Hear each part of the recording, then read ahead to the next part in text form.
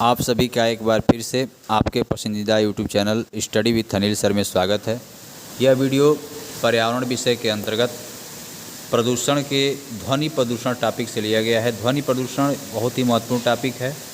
यह बीएड चतुर्थ semester, DElEd चतुर्थ सेमेस्टर, साथ ही कंपटीशन परीक्षाओं के लिए भी अति महत्वपूर्ण है।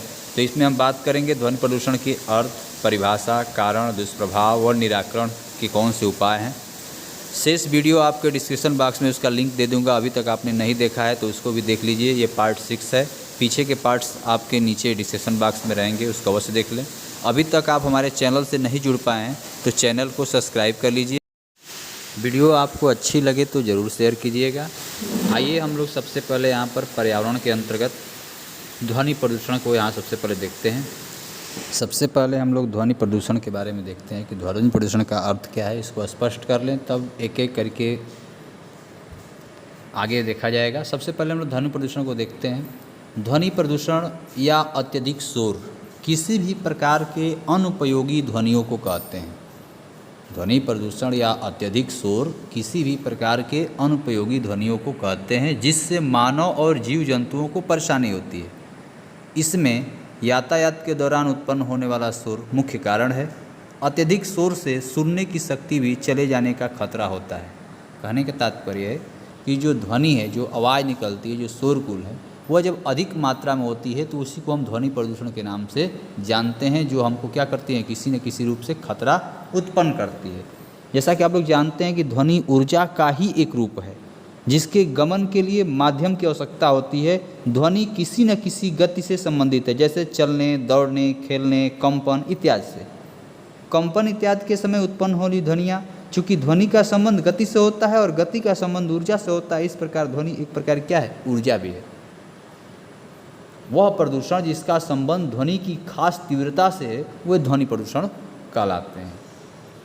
जैसे हैं कि औद्योगिक मशीनें हैं, अधिक तीव्रता से चलती हैं तो वहाँ मशीनों का जो शोर होता है वो भी साधारण मनुष्य के लिए घातक होता है। तो जो भी ध्वनियाँ निकलती हैं जो मनुष्य के लिए जो अव्यवस्थित करती है, मनुष्य को परेशानी में डालती हैं, उसी को हम क्या कहते हैं, ध्वनि प्रदूषण के नाम से हम लोग जानते हैं।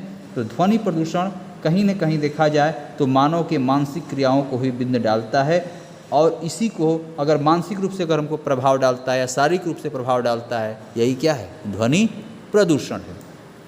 चलिए अब हम लोग बात करते हैं ध्वनि प्रदूषण की परिभाषाओं के बारे में।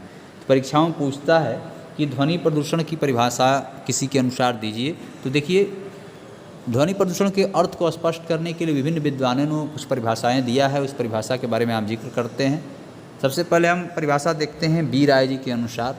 बी राय जी के अनुसार परिभाषा क्या है, इसमें लिखा है, अनिच्छापूर्ण ध्वनि जो कि मानवीय सुविधा, स्वास्थ्य तथा गतिशीलता में हस्तक्षेप करती हो अथवा प्रभावित करती हो, ध्वनि प्रदूषण है।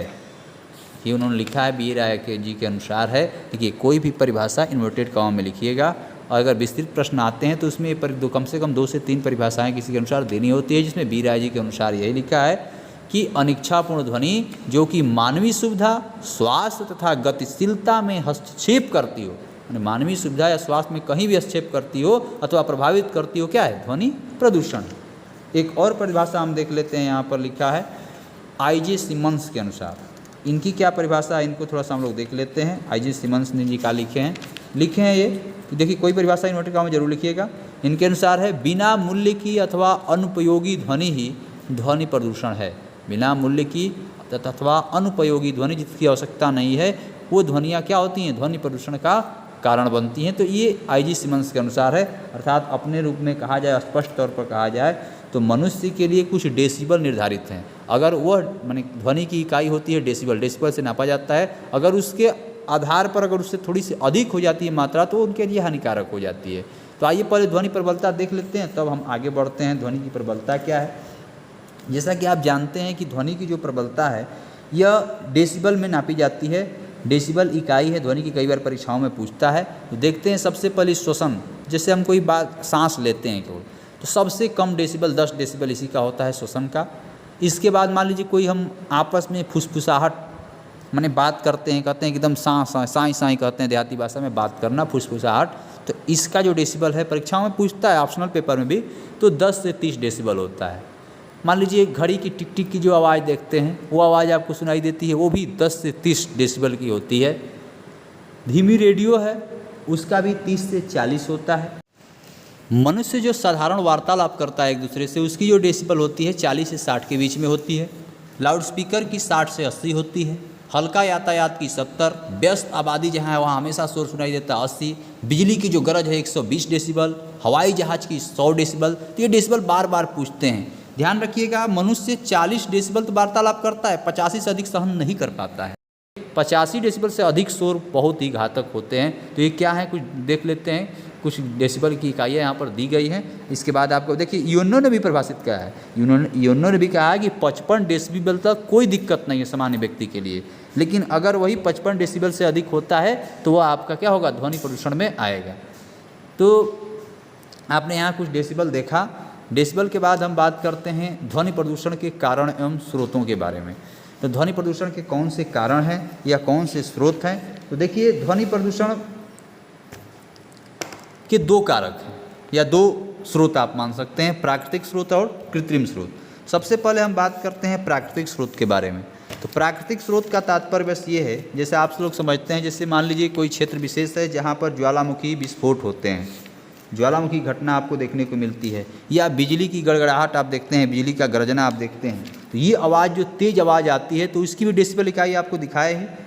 बिजली का अगर गर्जना है तो बिजली का अगर गरजता है तो कहने का तात्पर्य है कि ये कहीं ना कहीं क्या होता है, डेसिबल इसकी अधिक मात्रा है, 100 से अधिक डेसिबल के होते हैं, तो ये कहीं ना कहीं घातक होंगे मनुष्य के लिए। तो प्राकृतिक प्रकोप में जितने आप देख रहे हैं, जैसे बादलों की गड़गड़ाहट हो गया, बिजली की कड़क हो गई, भूकंप हो गया, ज्वालामुखी फटने की जो ध्वनि निकलती है, ये ध्वनियाँ प्राकृतिक स्रोत हैं, यानी प्राकृतिक स्रोत हैं ध्वनि प्रदूषण के। और एक लाइन में आप समझ ही गए हैं कि अगर 85 डेसिबल से अधिक श्रवण क्षमता किसी के पास नहीं होती, अगर उतना बार बार व्यक्ति सुनता है तो उसको अगर ध्यान दीजिएगा कि वो बहरेपन का भी शिकार हो सकता है, अर्थात उसे मानसिक विकृति उत्पन्न हो सकती है। दूसरा स्रोत है कृत्रिम स्रोत, जिसे हम लोग मानवकृत स्रोत के नाम से भी जानते हैं। तो मानवीय सुविधाओं के लिए जो भी मानव ने निर्माण किया है, जैसे उद्योग धंधों में आप देख रहे हैं, विभिन्न मनोरंजन के साधन आप देख रहे हैं, परिवहन देख रहे हैं, दैनिक जीवन में काम करने वाले अनेक उपकरण देख रहे हैं, जिसका कहीं न कहीं शोर होता है, और इसके जिम्मेदार कौन है? स्वयं मनुष्य है। तो अगर स्वयं मनुष्य है तो इसमें थोड़ा सा देख लेते हैं कि इससे जो ध्वनियाँ निकलती हैं वो हमारे लिए भी हानिकारक हैं। ध्वनि की जो एक लेवल है और जो स्तर है वहीं तक रहना चाहिए। इसमें भी 3 चीज़ें प्रमुख रूप से आती हैं। सबसे पहले उद्योग धंधे आते हैं। तो उद्योग धंधे में आप देखते हैं कि जितने जितने कल कारखाने आप देख रहे हैं, और कल कारखानों में जितने आपकी मशीनरी देख रहे हैं, मशीनों से जो निकलने वाले ध्वनियाँ हैं, वो ध्वनियाँ क्या करती हैं? निश्चित रूप से क्या करती हैं? मनुष्य को हानिकारक होती हैं। साथ ही साथ आप देखते हैं परिवहन के जैसे साधन हैं। परिवहन के साधनों में जैसे स्थलीय परिवहन देख रहे हैं, जैसे मोटर कार हो गया, तो मोटर कार का जो डेसिबल है 70 से लेकर के 80 तक डेसिबल होती है, और यह इस तरह अगर बार बार सुनाई देगा, कानों में जाएगा, तो मनुष्य के लिए हानिकारक है। यहाँ तक कि मोटरसाइकिल हो गया, उसके साथ कार देख रहे हैं, बस देख रहे हैं, ये जितने हैं ध्वनि प्रदूषण ही फैलाते हैं। यहाँ तक कि जलीय परिवहन में जो पनडुब्बी हैं, वाटर बोट हैं, जो उनसे ध्वनियाँ निकलती हैं, वो भी ध्वनि प्रदूषण के कारण हैं। वायु परिवहन में अगर आते हैं तो आप देखते हैं जेट विमान चलते हैं, तो उनसे जो आवाज़ें निकलती हैं वो भी क्या हैं? ध्वनि प्रदूषण के ही कारण है। मनोरंजन के रूप में आते हैं तो आप देखते होंगे टेलीविज़न का हम लोग बार बार प्रयोग करते हैं, आवाज़ बहुत तेज़ कर देते हैं।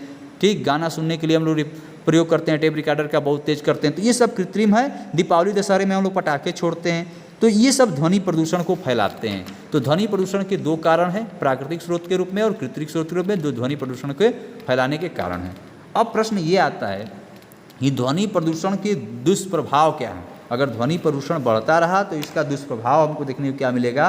तो ध्वनि प्रदूषण के आगे भी मुख्य 2 प्रकार के प्रभाव देखने को मिलते हैं, जिसमें प्रमुख रूप से पहला है मनुष्य के शारीरिक और मानसिक स्वास्थ्य पर प्रभाव, दूसरा है छोटे जीवों के जैविक क्रिया पर प्रभाव, और तीसरा अन्य प्रभाव भी है। तो सबसे पहले बात करते हैं मानव के शारीरिक व मानसिक स्वास्थ्य पर प्रभाव। ध्वनि प्रदूषण का सीधा असर कानों पर पड़ता है, जिससे श्रवण शक्ति प्रभावित होती है, जिसका परिणाम बहिरापन होता है। इसके साथ साथ आकस्मिक ध्वनि से शरीर तंत्र अनियंत्रित हो जाता है। इसका प्रभाव त्वचा के पीला पड़ने, आँख का पुतलियों को फूलने, आँखों को बंद होने, घबराहट होना, हृदय गति में अंतर देखने को मिलना, तंत्रिका तंत्र में भी देखा जा सकता है। तो ये किन्हीं कई रूपों में आपको मनुष्य को क्या पड़ता है? प्रभाव पड़ता है। शरीर के रूप में, शारीरिक रूप से भी, और मानसिक स्वास्थ्य के रूप में भी हमको प्रभाव करता है ध्वनि प्रदूषण से। रक्तचाप में वृद्धि आपको देखने को मिलती है, आहार नाल में कमी आने लगती है, मांसपेशियों में तनाव होने लगता है। ये तमाम जो समस्याएं उत्पन्न होती हैं ये ध्वनि प्रदूषण के द्वारा उत्पन्न होती हैं। दूसरा जो यहाँ पर कारक दिया है, जो दुष्प्रभाव दिया है, उसको देख लेते हैं। दूसरा दुष्प्रभाव क्या है, तो छोटे जीवों में क्या होता है, जैविक क्रिया पर प्रभाव पड़ता है। कहने का मतलब ऐसा कहा गया है कि कुछ शोर छोटे छोटे कीटाणुओं को नष्ट कर देते हैं, जिससे पदार्थों का प्राकृतिक रूप में अपघटन नहीं हो पाता है। जब अपघटन नहीं होगा तो जीव आगे बढ़ेंगे नहीं। तो कहने का मतलब ध्वनि प्रदूषण के दो प्रभाव मुख्य हैं। अन्य प्रभावों में अगर बात करें तो ध्वनि प्रदूषण के कुप्रभाव सामाजिक परेशानी को बढ़ाते हैं, वार्तालाप में विघटन उत्पन्न होती है, संतानहीनता देखने को मिलता है और जन्म बच्चों का विकास भी प्रभावित होता है। तो ध्वनि प्रदूषण किन्हीं न किन्हीं रूपों में क्या होता है, हमको प्रभावित करता है और ये आने वाले समय के लिए सबसे खतरनाक स्थिति है। तो ध्वनि प्रदूषण को रोकने के लिए तमाम इंतजाम भी हमको करने चाहिए। कहने का तात्पर्य है कि श्रवण स्तर का जो प्रभाव है, जो डेसिबल इकाई है, उसका एक सामान्य जो लेवल है उसको हमको बचा कर रखना चाहिए। उसमें लिमिट में ही हमको आवाज़ को सुनना चाहिए। ध्वनि का जो स्तर है उसको हमेशा ध्यान रखना चाहिए, तब जाकर हमको क्या होगा, ध्वनि प्रदूषण दुष्प्रभाव से हमको निजात मिल सकती है। तो ध्वनि प्रदूषण के आपके यहाँ पर दो प्रमुख प्रभाव देखे, मनुष्य के शारीरिक मानसिक पर और छोटों जीवों के जैविक क्रिया पर प्रभाव देखने को मिलता है। आइए उपाय के बारे में भी चर्चा कर लेते हैं। ध्वनि प्रदूषण के उपाय कौन से हैं, इसको भी देख लेते हैं, परीक्षा में पूछता है। ध्वनि प्रदूषण के नियंत्रण के उपाय। ध्वनि प्रदूषण के नियंत्रण के निम्नलिखित उपाय हैं। एक एक करके आइए हम यहाँ पर देखते हैं कि कौन कौन से उपाय हैं। सबसे पहले हम बात करते हैं, एक नंबर पर लिखा है, पर उससे पहले थोड़ा सा हम लोग देख लेते हैं कि शोर को नियंत्रण के लिए शोर को उससे उद्गम स्थल पर ही नियंत्रित किया जाए। अधिकांश शोर तकनीकी गड़बड़ी के कारण होते हैं। कानून बनाकर शोर को नियंत्रित किए जाने के लिए 23 अगस्त 1999 को देश के तत्कालीन प्रधानमंत्री श्री अटल बिहारी वाजपेयी ने शोर नियंत्रण अध्यादेश अधिनियम लागू किया था। कब, याद रखिएगा, डेट भी पूछता है, 23 अगस्त 1999 को। उस समय प्रधानमंत्री कौन थे, अटल बिहारी वाजपेयी ने शोर नियंत्रण अध्यादेश मैंने अधिनियम एक्ट पारित किया था। शोर को नियंत्रित करने के लिए कतिपय सुझाव उपाय निम्नलिखित हैं। आइए एक एक करके बात करते हैं। एक नंबर पर लिखा है, कल कारखानों को बस्ती के बाहर स्थापित किया जाए। जहाँ घनी बस्तियाँ हैं, शहर नगर, उनसे थोड़ा सा दूरी पर स्थापित किया जाए। कल कारखानों को क्या किया जाए, बस्ती के बाहर, जहाँ आदिवासी लोग रहते हैं, निवास करते हैं, जहाँ पर श्रवण शक्ति लोग सुनने वाले हैं, वहाँ से दूरी पर रखा जाए। दूसरा यहाँ पर लिखा है, कारखानों में शोर नियंत्रण करने हेतु तकनीकी उपकरण लगाए जाएँ कि जो आवाज़ है वो आवाज़ कम मात्रा में जाए। ऐसे उपकरण लगाए जाए कि मनुष्य को इसकी आवाज़ कम सुनाई दे। ऐसी टेक्नोलॉजी का प्रयोग वहाँ पर किया जाए। तीसरा लिखा है, मशीनों के कवच बनाकर शोर कम किया जाए। मशीनों के कवच लगा करके शोर को कम करने का टेक्नोलॉजी का उपयोग यहाँ भी किया जाए, कोई तकनीक लगाई जाए। कारखानों के दीवारों को शोर शोषक बनाया जाए कि शोर को क्या कर लें, सोख लें, कम आवाज़ लोगों को सुनाई दे। अगला है, कारखानों में शिफ्ट की व्यवस्था की जाए। छठवां दिया है, शोर शोधक पदार्थों का प्रयोग किया जाए। सातवां दिया है, अधिक शोर वाले स्थानों पर कार्य करने वाले श्रमिकों हेतु कान के प्लग व कान के बंधक का प्रयोग अनिवार्य किया जाए। मैंने बहुत अधिक आवाज़ हो रही, कोई मशीन या कुछ चल रही है, वहाँ लोग काम कर रहे हैं, तो कानों को बंद करने वाली कुछ न कुछ यंत्र वहाँ पर दिया जाए जिससे वो कान ढके रहें। अगला लिखा है, हवाई अड्डों पर शोर को निर्धारित करने के लिए संयंत्र लगाए जाए।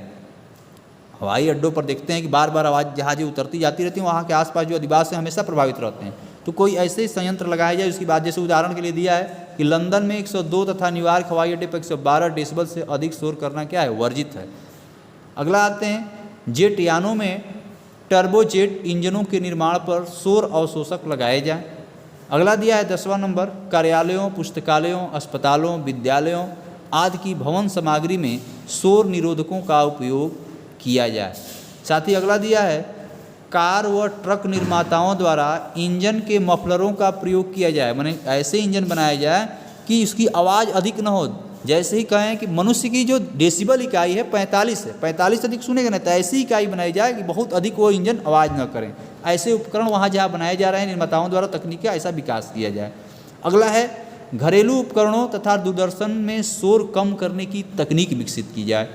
लास्ट यहाँ पर देख लेते हैं, 13वां दिया है, ध्वनि प्रदूषण कम करने हेतु जन जागृति फैलाई जाए। सबसे बड़ी बात तो ये भी है कि गाँव में जाएं, शहरों में जाएं, लोग क्या करते हैं, लाउडस्पीकर का प्रयोग करते हैं। उनको जन जागृत किया जाए कि ये डेसिबल इकाई है, कहीं ना कहीं क्या होती है, किसी न किसी को रोग उत्पन्न करती है। अभी बताया है ना दुष्प्रभाव क्या होता है, मानव पर शारीरिक और मानसिक दुष्प्रभाव होता है। रक्तचाप में वृद्धि होने लगती है, घबराहट होने लगती है, हृदय धड़कन की स्थिति बढ़ने घटने लगती है, जो ये देख रहे हैं, आहार नाल में बदलता है, मांसपेशियों में तनाव होता है, ये तमाम रोग होते हैं। तो जन साधारण को जागृत करने की जरूरत है कि ये किसी न किसी रूप में आपको ही प्रभावित करता है। तो इन उपायों के माध्यम से हम ध्वनि प्रदूषण पर अंकुश पा सकते हैं।